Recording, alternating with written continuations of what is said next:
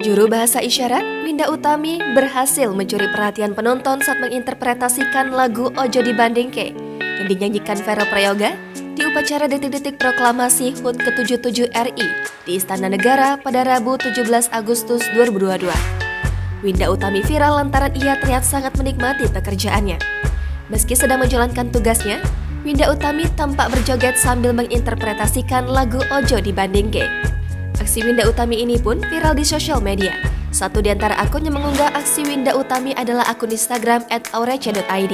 Dikutip dari tribunjogja.com, Winda Utami adalah JBI yang tergabung dengan Lembaga Indonesia Sign Language Interpreter. Ia lahir di Jakarta pada 13 Maret. Winda Utami kerap membagikan kesehariannya di akun Instagram miliknya, @win.utami. Berdasarkan penelusuran tribunnews.com, ia sudah menjadi JBI di berbagai acara di stasiun televisi swasta nasional, seperti Kompas TV, Indosiar, CNN, Trans 7, hingga Antv. Baru-baru ini, Winda Utami juga bertugas sebagai JBI di G20 Indonesia. Selain menjadi JBI untuk stasiun TV swasta dan acara formal, Winda Utami juga menjadi JBI untuk beberapa musisi di sejumlah konser seperti Malik and The Essential dan Gigi. Winda Utami juga pernah menjadi JBI saat debat Capres-Cawapres pada Pilpres 2014 lalu. Winda Utami merupakan lulusan S1 Psikologi UMS. Ia masuk menjadi mahasiswa baru pada 2007 lalu dan lulus di tahun 2014. Masih dari tribunjogja.com, Winda Utami mengaku sempat merasa tegang ketika bertugas menjadi JBI di upacara detik-detik proklamasi.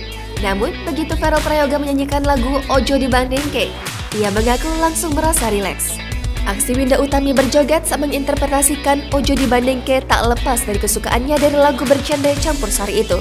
Ia mengaku sehari-hari kerap mendengarkan lagu campur sari koplo.